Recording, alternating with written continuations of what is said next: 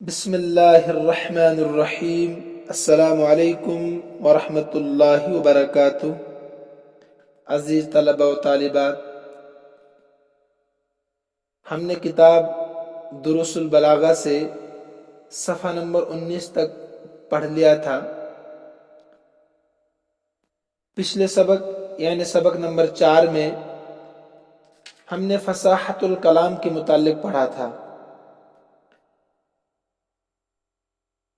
جن طلبہ و طالبات نے سبق نمبر 4 میں مصروفیت کی وجہ سے حاضری نہیں دی یا انٹرنیٹ بند ہونے کی وجہ سے حاضری نہیں دی اور وہ آج کے سبق میں حاضر ہے، آج کا سبق بحسن خوبی سمجھنا چاہتے ہیں، تو ان کے لیے ضروری ہے کہ وہ سبق نمبر 4 پہلے سنیں تاکہ اگلا سبق سمجھنا ان کے لیے آسان ہو۔ سبق موجود ہے، آپ کی خوش قسمتی ہے، سبق نمبر 4 موجود ہے یوٹیوب چینل پر، آپ جا کر سن سکتے ہیں وہاں پر، یا آپ کے فائدے کے لیے سب کیا جا رہا ہے تاکہ آپ استفادہ کر سکیں کبھی بھی۔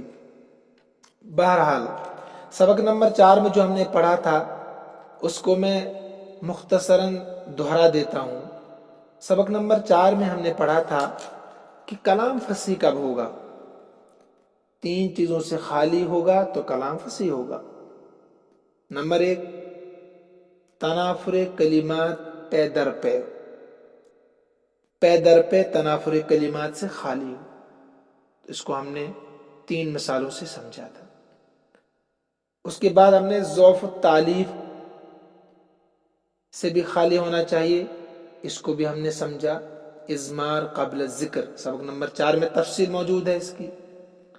اس کے بعد تیسری چیز ہے کلام کے فصیح ہونے کے لیے کہ تاکید سے خالی ہو۔ سبق نمبر 4 میں ہم نے تاکید کی تعریف اور اس کی ایک قسم کو پڑھا تھا، اس کو میں پھر سے دہرا دیتا ہوں جو صفحہ نمبر 18 کے شروع میں۔ وَالتَّعْقِيدُ أَن يَكُونَ الْكَلَامُ خَفِيَّ الدَّلَالَةِ عَلَى الْمَعْنَى الْمُرَادِ۔ تاکید کہتے کس کو؟ کہ کلام خفی الدلالہ ہو معنی مراد پر۔ آسان لفظوں میں کہ آپ جو اپنے مافی ضمیر کو یعنی دل کی بات کو دوسروں تک پہنچانا چاہتے ہیں تو جو کلام ہے آپ کا، عبارت آپ کا ہے، جملہ آپ کا ہے، عبارت آپ کی ہے، وہ اس معنی مرادی پر، اس مافی ضمیر پر واضح نہیں ہے۔ مثلا میں آپ سے کوئی بات کہنا چاہتا ہوں لیکن جو کلام ہے یعنی جو اس بات پر دلالت کرنے والے الفاظ ہیں وہ ایسے ہیں کہ آپ میری بات سمجھ ہی نہیں پا رہے ہیں، تو آپ کہیں گے کہ میرے کلام میں خفا ہے۔ کیا کہیں گے آپ؟ میرے کلام میں خفا ہے، کہ آپ کا کلام معنی مرادی پر واضح نہیں ہے، تو آپ کہیں گے اس میں خفا ہے۔ اب آپ خفا بھی سمجھ گئے ہوں گے، امید تو یہ کرتا ہوں سمجھ رہے ہیں کہ نہیں؟ ٹھیک ہے۔ اب جو یہ خفا ہے نا، اس کی 2 قسمیں ہیں۔ یا تو الفاظ میرے اس طرز پر استعمال ہوئے ہیں کہ آپ کو سمجھنے میں، مفہوم کو سمجھنے میں، مراد کو سمجھنے میں دشواری ہو رہی ہے۔ کس طرز پر مطلب؟ ان الفاظ میں تقدیم و تاخیر ہو چکی ہے، جس کو مجھے پہلے لانا چاہیے تھا اس کو میں بعد میں لا رہا ہوں، جس لفظ کو بعد میں لانا چاہیے تھا اس کو پہلے لا رہا ہوں، یا مبتدا اور خبر کے درمیان میں فصل ہوا ہے کسی اور چیز سے، موصوف صفت کے درمیان میں فصل ہوا کسی اور چیز سے، جس کی وجہ سے آپ میری مراد کو نہیں سمجھ پا رہے۔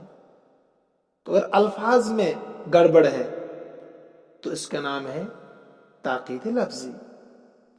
تاکید لفظی تو جو خفا پایا جا رہا ہے اس میں تو وہ لفظ کے اعتبار سے پایا جا رہا ہے، اس کا نام ہے تاکید لفظی۔ اس کی ہم نے ایک مثال پڑھی تھی پچھلے سبق میں، سبق نمبر 4 میں تفصیل میں نہیں جانا چاہ رہا ہوں پھر سے۔ تجفخت وهم لا يجفخون بها بهم شيم على الحسب الاغر دلائل۔ تو یہ شعر ہے اس حالت میں، تو اس کا ترجمہ سمجھنا بڑا مشکل ہو رہا ہے۔ مراد کیا ہے شاعر کی تو نہیں پہنچ پا رہے ہیں، لیکن اسی شعر کو اگر آپ اصلی شکل میں پڑھنا چاہیں تو آپ منزل تک پہنچیں گے، مقصود تک پہنچیں گے۔ اس اصلی شکل کو، یعنی اس شعر کی اصلی شکل کو صفحہ نمبر 19 کے شروع میں بیان کیا ہے۔ تقدیری عبارت کیا ہے؟ تقدیری عبارت کیا ہے؟ دیکھیے، جفخت بہم شیم دلائل علی الحسب الاغر وهم لا يجفخون بها۔ اب صفحہ نمبر 18 کی عبارت پر غور کیجیے، شعر پر، اور صفحہ نمبر 19 پر جو شعر دیا گیا ہے اب اصلی شکل میں، فرق ہوگا کہ نہیں؟ ایک دم سمجھ میں ترجمہ آ رہا ہے؟ تو آپ نے سبق نمبر 4 میں اس کو تفصیل سے پڑھا ہے، یہ میں صرف ذہن نشی کے لیے پھر سے دہرا رہا ہوں۔ آج کا سبق جو ہے یہی خفا یا معنی کی قبیل سے ہوگا۔ لفظ کی قبیل سے آپ نے پیچھے بھی سمجھ لیا سبق میں، آج بھی میں نے مختصرا سمجھا دیا۔ یہی خفا معنی کی قبیل سے ہوگا۔ کیا مطلب؟ یعنی آپ نے جو الفاظ استعمال کیے ہیں، یا میں نے جو اپنے جملے میں الفاظ استعمال کیے ہیں، وہ ایسے مجازات، اشارات اور کنایات ہے۔ ترتیب تو ٹھیک ہے، تقدیم تاخیر نہیں ہے اس میں، یعنی جو لفظ پہلے لانا چاہے تو پہلے، جو بعد میں لانا چاہے تو بعد میں، فصل بھی نہیں ہے، ٹھیک ہے۔ لیکن الفاظ ایسے استعمال ہوئے ہیں، ایسے کنایات استعمال ہیں میرے جملوں میں، ایسے مجازات استعمال ہیں میرے جملوں میں، لا یفہم المراد بہا، کہ منزل مقصود تک آپ نہیں پہنچ پا رہے، کہ مجھے جو میں کہنا چاہ رہا ہوں آپ سے وہ آپ سمجھ نہیں پا رہے ہیں، کیونکہ ایسے مجازات میں استعمال کر رہا ہوں، ایسے کنایت استعمال کر رہا ہوں کہ آپ سمجھ ہی نہیں پا رہے ہیں، آپ سمجھ ہی نہیں پا رہے ہیں۔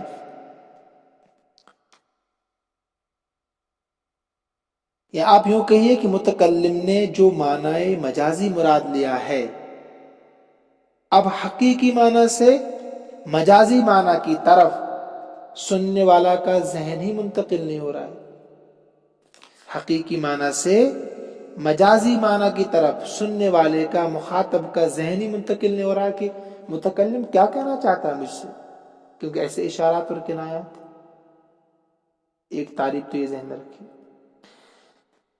یا متکلم نے ایسے لوازم بعیدہ کا استعمال کیا ہے جو بہت سارے واسطوں کا محتاج ہو، بہت سارے واسطوں کا محتاج ہو، اور مراد پر، یعنی جو متکلم کی مراد ہے، مراد پر وہ کلام دلالت کرنے والے قرینے سے بھی خالی ہو، مراد پر دلالت کرنے والے قرینے سے بھی خالی ہو۔ اب اس کی وجہ سے مراد کو سمجھنے میں جو پریشانی ہو رہی ہے نا، اس کا نام ہے تاکید معنوی۔ کیا نام ہے اس کا؟ تاکید معنوی۔ پہلا اسی کی مثال سمجھی جو کتاب میں، یعنی ایسے لوازم بعیدہ کا استعمال کیا ہے، دور دور پہنچا ہے شاعر یا کوئی بھی متکلم، یا میں جو آپ سے بات کر رہا ہوں ایسے لوازم بعیدہ کا استعمال کر رہا ہوں جو بہت سارے واسطوں کا محتاج ہوں، اس لیے آپ مراد کو نہیں سمجھ پا رہے ہیں۔ یہاں دیکھیے، مثلا آپ یہ کہنا چاہتے ہیں، کیا آپ مجھے یہ کہنا چاہتے ہیں کہ جو بادشاہ ہے اس نے مخبر شہر میں پھیلا دیے، گاؤں میں پھیلا دیے، ٹھیک ہے، لیکن اس بات کو آپ ایسے الفاظ سے بتانا چاہتے ہیں کہ میں سمجھ ہی نہیں پا رہا ہوں کہ آپ کیا کہہ رہے ہیں، یعنی ایسے لوازم بعیدہ سے آپ یہ بات مجھ تک پہنچا رہے ہیں کہ مجھے سمجھ میں نہیں آ رہا کہ آپ کیا کہنا چاہ رہے ہیں۔ حالانکہ بات سمپل تھی، آپ کو کہنا تھا کہ اس وقت بادشاہ نے پورے گاؤں میں، پورے شہر میں، پورے علاقے میں اپنے جاسوس CID والے سراغ رساں پھیلا دی. تو لیکن آپ اس بات کو ایسے لوازم بعیدہ سے تعبیر کر رہے ہیں، بتا رہے ہیں کہ مجھے سمجھ میں نہیں آ رہا ہے، مجھے سوچنے میں گھنٹوں لگ رہے ہیں. بات سمپل تھی. دیکھیے کیسے کہہ رہے ہیں آپ اس بات کو. آپ کہتے ہیں نشر الملک السنتہ فی المدینہ، بادشاہ نے اپنی زبانیں شہر میں پھیلا دی ہے. تو اب میں سوچ رہا ہوں کہ زبانیں پھیلا دی کیا مطلب؟ تو اس میں آپ نے ایک لوازم بعیدہ کا استعمال کیا. لوازم بعیدہ ہے زبان، زبان پھیلا دی شہر میں. کہنا کیا چاہیے تھا آپ کو؟ آپ کو کہنا چاہیے تھا کہ بادشاہ نے پورے شہر میں اپنی آنکھیں، کیمرے پھیلا دیے. تو ایک دم میں سمجھ جاتا کہ اچھا CID والے مخبر مراد ہے. لیکن یہ نہ کہہ کر آپ کہہ رہے ہیں کہ زبانیں پھیلا دیے. تو یہ زبان لفظ ہے نا السنتن، یہ لوازم بعیدہ ہے. لوازم بعیدہ کیسے میں سمجھاتا ہوں. اس لیے کہ پہلے تو مخبر آنکھوں سے مشاہدہ کرتا ہے، آنکھوں سے مخبری ہوتی ہے نا، دیکھتا ہے کہ مشکوک آدمی، پھر جا کر اپنے آقا سے زبان سے کہتا ہے. ترجمانی زبان کرتی ہے کہ نہیں؟ لیکن اس نے بعد والی چیز کو پہلے استعمال کیا ہے. آپ نے بعد والی چیز جو ترجمانی کرتی اس کو آپ نے پہلے استعمال کیا. آپ نے کہا نشر الملک السنتہ، زبانی پھیلا دی. حالانکہ کہنا کیا چاہیے تھا؟ نشر الملک عیونہ، کیمرے ڈال دیے پورے گاؤں میں، آنکھیں ڈال دی پورے گاؤں میں. جو CID کرتی ہے، مشاہدہ کرتی ہے، پھر زبان جا کر ترجمانی کرتی ہے. لیکن اس زبان کی ترجمانی جو ہے نا، زبان کی ترجمانی کرنا یہ لوازم بعیدہ ہے. تو میں نے سمجھا دیا آپ کو کہ لوازم بعیدہ استعمال کیا، جس سے سامع بات کو سمجھ نہیں پا رہا. آپ سمجھ گئے ہوں گے، آپ امید تو یہی کر رہا ہوں. سمجھ رہے ہیں کہ نہیں؟ چلیے شکر ہے. آگے چلیے. مریدن جواسی سہو، مراد لیتے ہوئے جواسی سہو اس کے جاسوسوں کو، مخبروں کو، CID والوں کو. کہتے ہیں بس ثواب، اور درست بات تو یہ ہے کہ نشر عیونہ ہونا چاہیے تھا. یہ السنتہ کی جگہ پر ہونا چاہیے. السنتہ لوازم بعیدہ ہے اور عیونہ لوازم قریبہ ہے. ٹھیک ہے، ایک مثال آپ نے سمجھ لی. اسی طریقے سے آپ دوسری مثال کو سمجھیے کہ شاعر نے ایسے کنایات کا استعمال کیا ہے کہ حقیقی معنی سے مجازی معنی کی طرف ذہن منتقل ہی نہیں ہو رہا ہے، سمجھ نہیں آ رہا ہے کہ یہ کہنا کیا چاہتا ہے. ٹھیک ہے.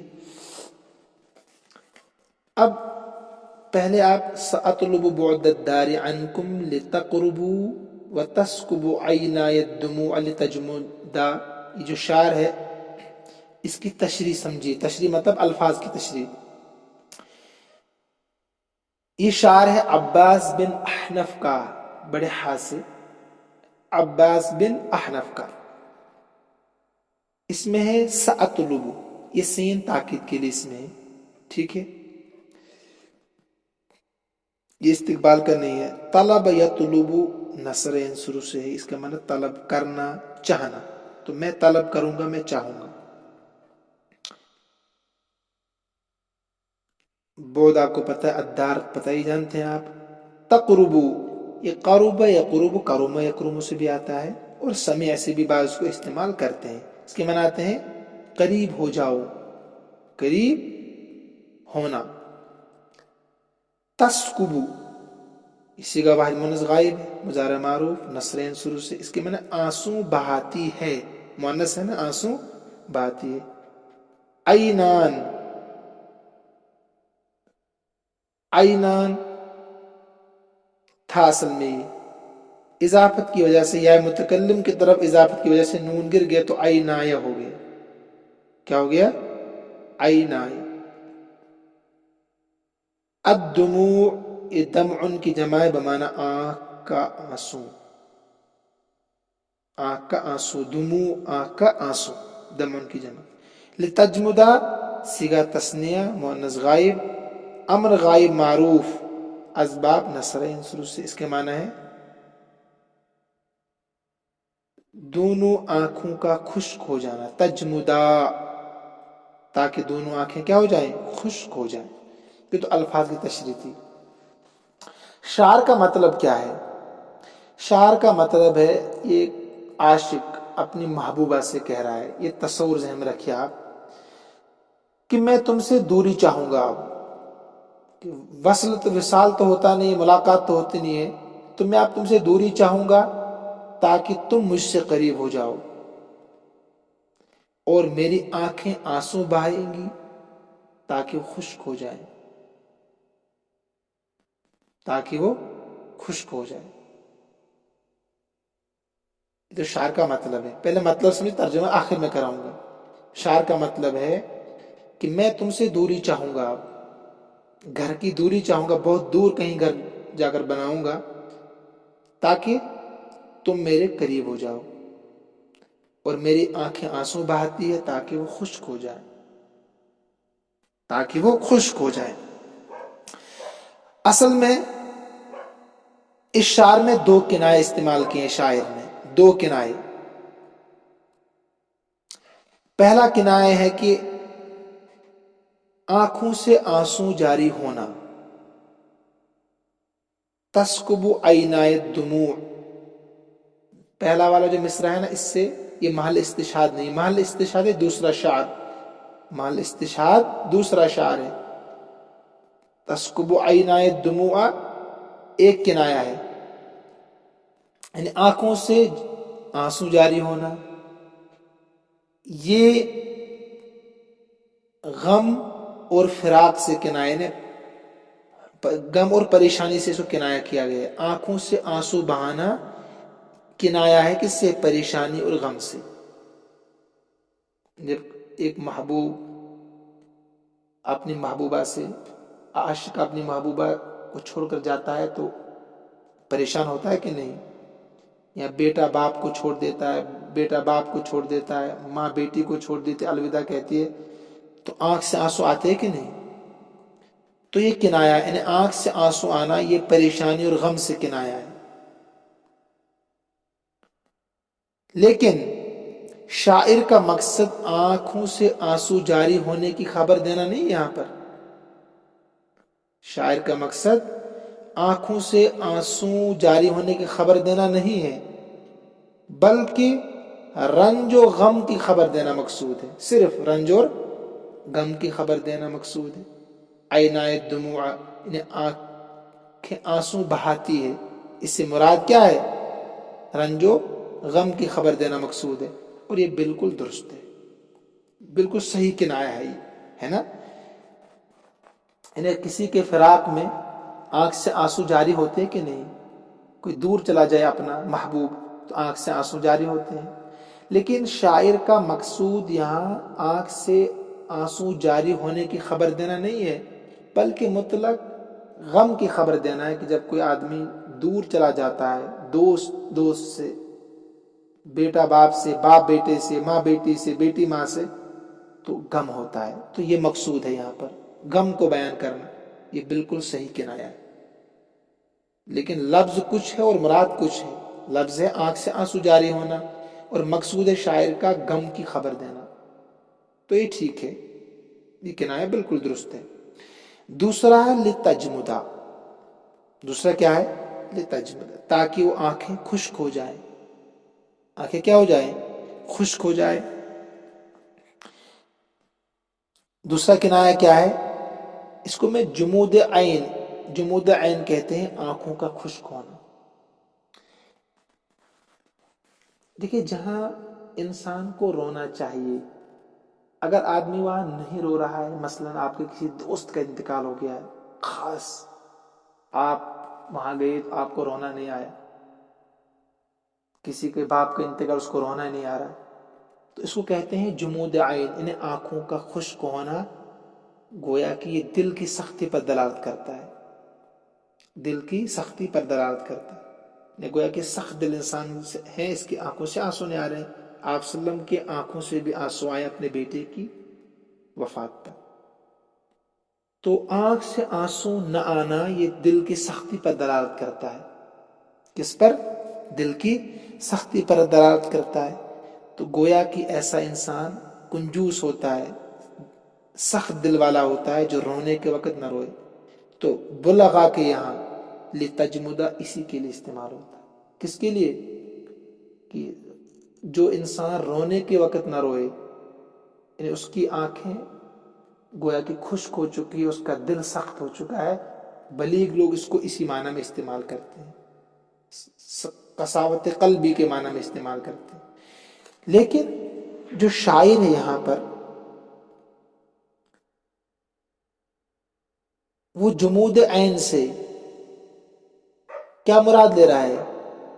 خوشی. جمود عین سے خوشی مراد لے رہا ہے. تو یہ کنایا درست نہیں ہے. دیکھیے اوپر تھا آنکھوں سے آنسو بہانا، اس سے مراد لے رہا تھا غم. یہ کنایا تو بالکل ٹھیک ہے. لیکن یہاں جمود عین یعنی آنکھوں کا خشک ہونا، یہ کنایا ہے خوشی سے، یعنی مراد خوشی ہے یہاں. یہ کنایا درست نہیں ہے. کیوں نہیں ہے؟ کیونکہ جمود عین یعنی آنکھوں کا خشک ہونا خوشی کی طرف ذہن منتقل ہوتا ہی نہیں. آنکھیں خشک ہو گئی تو اس لفظ سے خوشی مراد لینا ناممکن ہے. اس کی طرف ذہن منتقل ہوتا ہی نہیں ہے کہ آنکھیں خشک ہو گئی، بلکہ یہ تو آنکھوں کا خشک ہونا سخت دلی پر دلالت کرتا ہے کہ اس کی آنکھوں سے آنسو نہیں آتے، بلکہ آنکھوں کا خشک ہونا یہ بخل اور دل کی سختی پر دلالت کرتا ہے. اسی کی طرف ذہن منتقل بھی ہوتا ہے کہ اتنا زیادہ رویا کہ آنسو خشک ہو گئے. اب خشک یعنی آنسو خشک ہو گئے کہ اب اس کا دل سخت ہو چکا ہے. اب اس کو کوئی فرق نہیں پڑتا، مصیبت آئے پریشانی آئے، اتنا زیادہ رو چکا ہے کہ دل سخت ہو چکا ہے، غم اس پر کوئی اثر نہیں کرتے. تو لہذا جمود عین یعنی آنکھوں کا خشک ہونا، اس سے خوشی کا کنایہ کرنا، اس میں تاکید معنوی ہے. کیا اس میں تاکید معنوی؟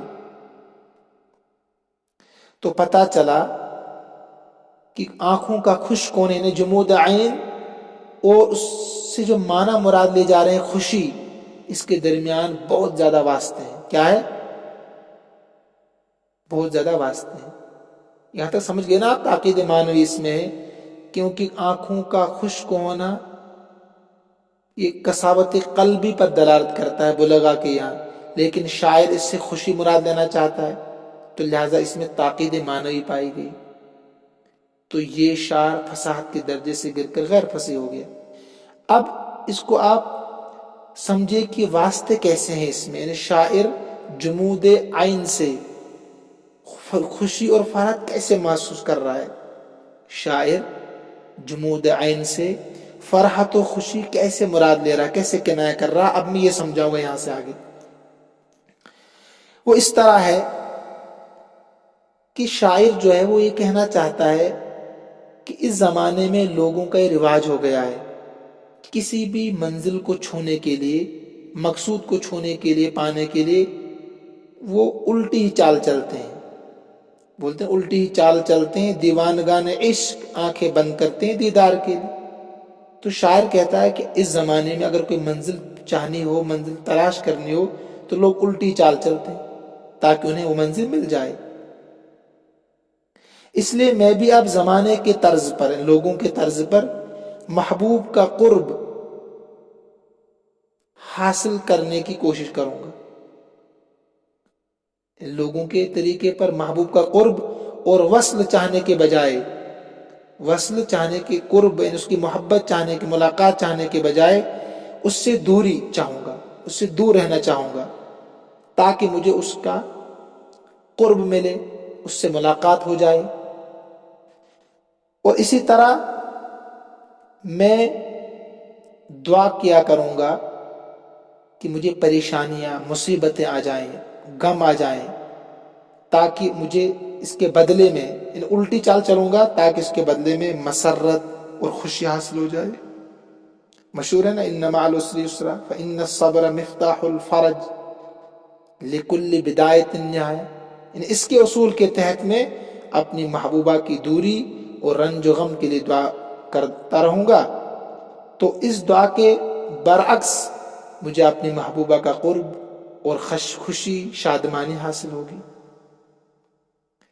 جسے مشہور شاعر ہمارے استاد تھے، وہ کہا کرتے تھے مانگا کریں گے دعا اب سے ہجر یار کی، ہجر میں نے چھوڑنا، مانگا کریں گے دعا اب سے ہجر یار کی، آخر تو دشمنی ہے اثر کو دعا کے ساتھ۔ ایسے بہت سارے شعر ہیں اردو میں، جیسے بعد خانہ کا ہوں طالب تاکہ ہو جاؤں قریب، رو رہا ہوں اس لیے تاکہ شادمانی ہو نصیب۔ ٹھیک ہے، تو اب دیکھیے جو مذکورہ شعروں پر ہے نا، کتنے واسطے اس میں ہیں، اس کے بعد منزل تک پہنچا جا رہا ہے۔ جو میں نے آپ کو سمجھایا کہ زمانے کی طرز پر چلوں گا، زمانہ الٹی چال چلتا ہے، تب جا کر سمجھ میں آ رہا کہ اچھا اس نے جمود عین سے مراد لیا ہے۔ سمجھ میں آیا کہ نہیں؟ کتنے واسطوں کے بعد پتہ چل رہا اچھا یہ الٹی چال چل کر جمود عین سے خوشی اور فرحت کا کنایہ کر رہا ہے۔ تو آپ کہیں گے یہ شعر فصاحت سے گر کر غیر فصیح ہو گیا، اس لیے کہ اس میں تاکید معنوی ہے۔ تاکید معنوی کی اور بہت ساری مثالیں ہیں، جیسے اردو میں ایک مثال ہے کہ مگس کو باغ میں جانے نہ دو کہ ناحق خون پروانے کا ہوگا۔ آپ نے سنا ہوگا نا شعر بہت مرتبہ ہے، سمجھے کہ نہیں سمجھے؟ دیکھیں اس کا مطلب ہے کہ شہد کی مکھیوں کو باغ میں جانے سے روکو، مگس کہتے ہیں شہد کی مکھی کو، کیونکہ ناحق خون پروانے کا ہوگا۔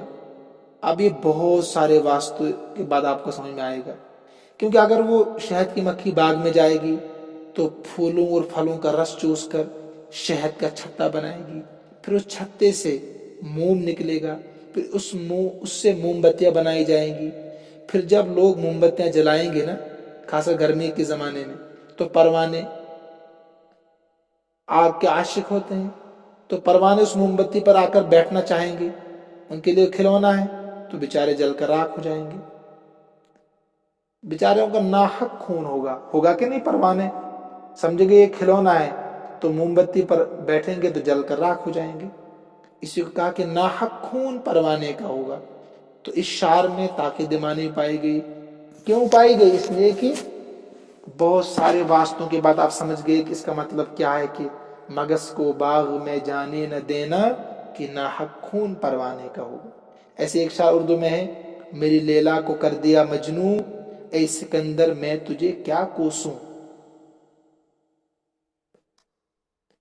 اس میں شاعر جو ہے اپنے محبوب اور معشوق سے گلا کرتا ہے کہ وہ اتنا خوبصورت تھا یا تھی کہ اپنا چہرہ آئینے میں دیکھا اور خود اپنا عاشق ہو گیا کہ میں بہت خوبصورت ہوں، اپنے آپ کا خود ہی عاشق ہو گیا۔ اور یہ بات تو مشہور ہے نا کہ آئینہ کا انوینٹر بنانے والا سکندر ہے، لہذا شاعر سکندر سے شکوہ کرتا ہے کہ تو نے اگر ایسی چیز نہ بنائی ہوتی تو یہ مصیبت مجھ پر نہ آتی، یعنی میری محبوبہ اور میرا جس سے عشق ہے مجھے، وہ اپنے آپ پر خود فدا نہ ہوتا بلکہ مجھ پر فدا ہوتا اگر آئینہ میں اپنی شکل وہ نہیں دیکھتا۔ تو بہرحال یہ تو اردو میں بہت سارے اشعار آپ کو ایسے ملیں گے۔